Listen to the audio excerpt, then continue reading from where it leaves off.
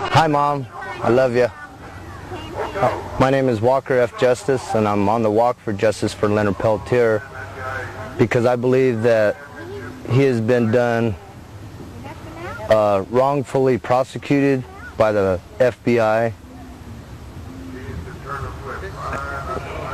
There's a lot of things or a lot of issues that are going on in this country that has to do with Indian people, and not only Indian people, all people. And I watched a documentary one time, Incident at Oglala, and at the end of the documentary it had a bunch of numbers and addresses and ways to get a hold of people, congressmen, senators, right to the president. And I never did that. I don't write letters except for at times. So at a bad time, or not a bad time, but at a downtime in my life, I got a hold of some people and I was told about this walk, and I decided that this is the way that I could make a statement for Leonard Peltier.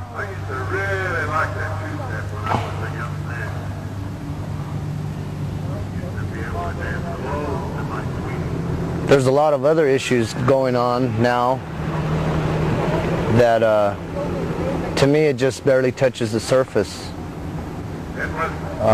The Nuclear Regulatory Commission is targeting over 25 Indian reservations for nuclear waste dump sites.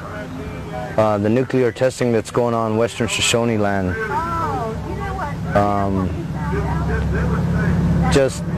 The Northern Utes, the 2.9 million acres of land that they were stripped because a few people on the council decided that that's what the whole tribe wanted to do. And that's nothing compared to what's really going on out there. And not only is it for the injustice of Leonard Peltier, but other American Indians and American people that have been wrongly accused and prosecuted in this country, and all kinds of things.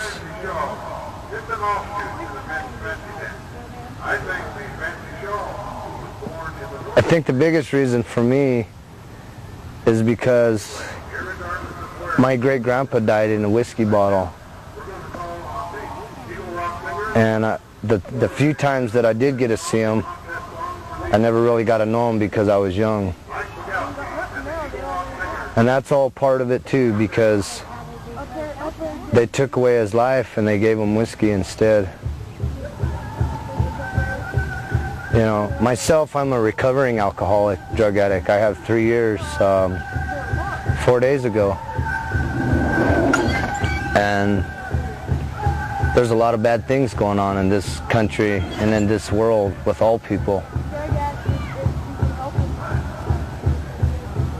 And I hope that walking across this country for Leonard Peltier will not only get him out of prison, but maybe more people will look at our federal government in a different way. I don't know how they are. All I know is I don't want to be like they are. I don't want to just put a big old wad of money in my pocket and turn my head and say that it's going to be okay, because it's hurting somebody somewhere.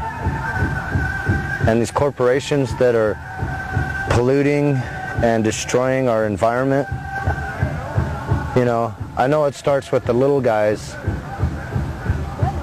but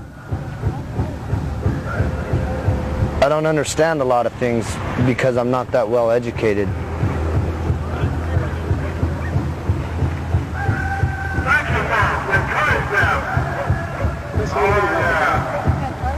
Okay, when I came to this walk, I brought a couple bags with me. I had a backpack and a small bag, handbag, and about 4 months into the walk, or 3.5, we ended up in Horton, Kansas, and this friend of mine, his name is Doyle, he brought this ambulance here. It's a '81 Ford ambulance.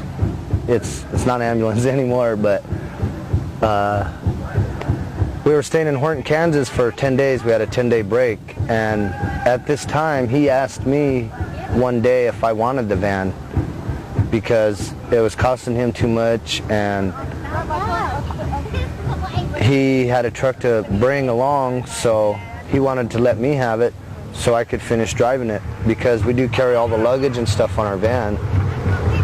So I told him yes, and then he took off for that day and then came back the next day and asked if I was ready to go, and I wanted to say no because I had other things to do, and he told me that if I don't go with him, that he will go and he will give it to somebody else. So I decided to go, and then we drove from Horton, Kansas to Minneapolis, Minnesota, which was about 10 hours one way, and we stayed the night that night. And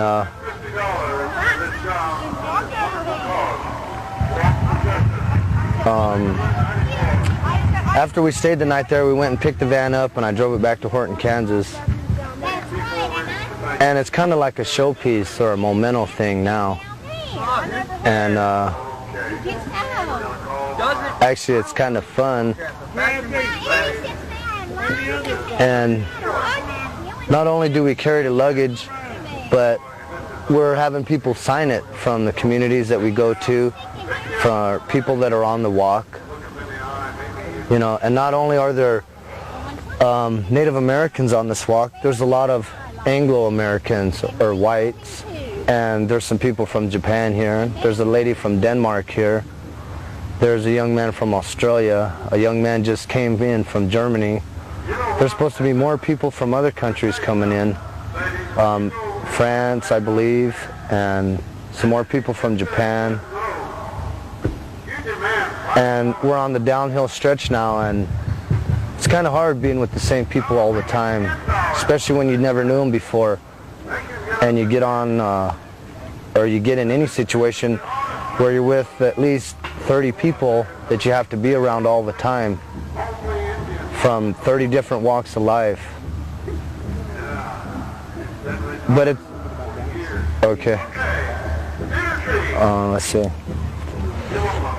Before I came to the walk, or let me see, when I heard about the walk, I was kind of having some trouble. So I was living in Nome, Alaska, and I called to Oakland, California, to this man that I met when I first got sober and started going to sweat lodges. And in talking to him, I was asking him to tell me what I wanted to hear, or what he had to say, and I knew that was what I wanted to hear, but I wanted to hear him say it.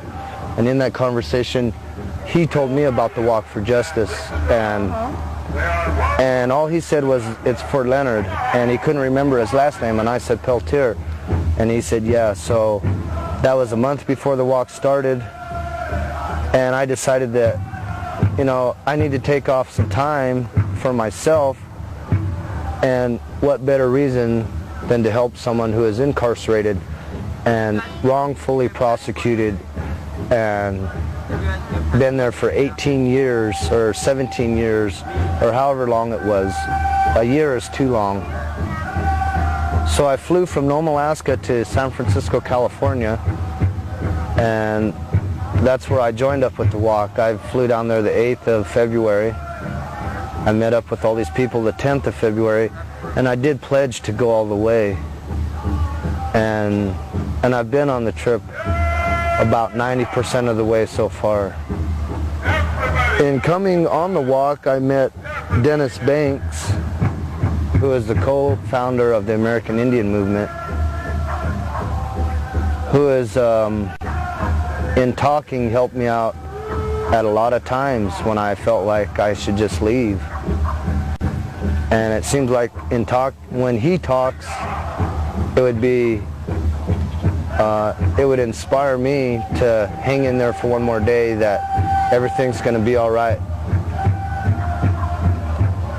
This group of people I'm with now, there's about, I'm just guessing, about 120 of us, maybe more.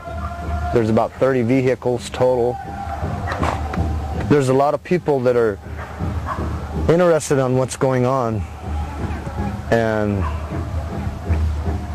kind of looking for some answers, myself included. It's not only is it a walk for justice, it's a spiritual walk. We're led by some staffs that have eagle feathers on them. No one person is our leader on this walk. Dennis Banks is our coordinator, and we have other individuals setting things up for us. And it's kind of like a big family with everybody from somewhere else. And now we got like 2 weeks left, and it don't even seem like we've been out here since February 11th. And I have become friends with Dennis, and I really respect that man.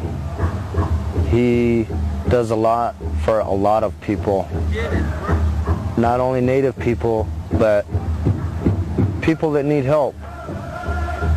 And we all need help right now.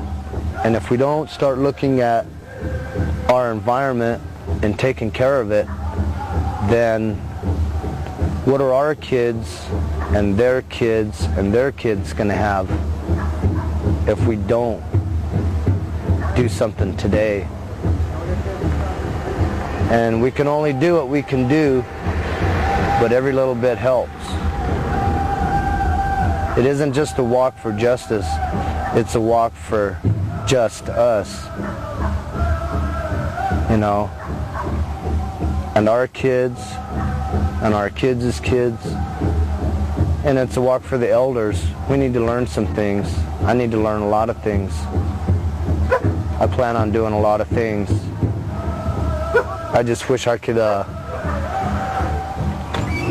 do them instead of talk about them, because I'm a real good talker, I'm just not a good doer.